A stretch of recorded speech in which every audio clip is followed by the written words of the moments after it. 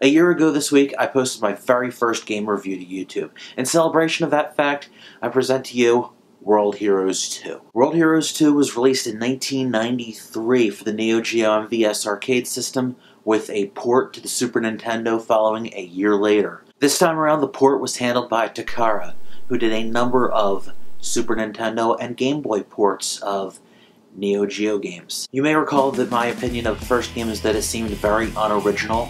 Well, this game does little to rectify that, make it a little more creative, but in the end, it's mostly the same game with 6 new characters. Those 6 new characters include a Viking, a pirate, a kickboxer, an American football player, a Pacific Islander, and a young girl judo fighter. This last character was inspired by the Japanese Olympic medalist Ryoka Tamura, who at the end of her career was later elected to the Japanese House of Counselors. The gameplay is decent, but still nowhere as tight as that of Street Fighter 2, but there are far worse than other fighters. You'll find a few of those tricky half and full circle controller moves for some of the special attacks. This is something I feel that SNK is pretty much known for. Visually, the character sprites are a bit smaller this time around, but they have a bit more detail to them. All the backgrounds are colorful and really well drawn out. However, if you thought the sound was mediocre in Sunsoft's version of the first game, this game's music and sound is even duller. Not terrible, but just there.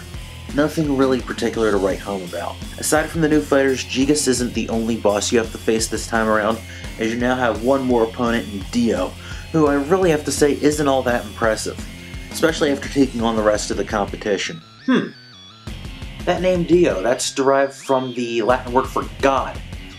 You'd really expect such a more epic battle. Hey, maybe if it was Ronnie James Dio you were fighting. I don't know. One thing interesting about the game is that there's a survival mode, which is what you'd expect to be just a renamed version of the deathmatch mode from the last game, but this is something actually a bit different. Matches have their share of hazards and obstacles, like in the deathmatch of World Heroes, but the typical rounds and health bars have been replaced with this with a tug-of-war system, which means fighters now have a chance to battle back and regain their strength no matter how much of a disadvantage they're at, which is something I think is kind of novel. In a competitive match, you could easily go the full time limit, with fighters battling back from potential knockouts. I feel that this is one of those games that really benefits from playing against a friend, especially in survival mode. If you want a Super Nintendo fighter that's familiar yet different, I'd say pass on this one and get the original World Heroes.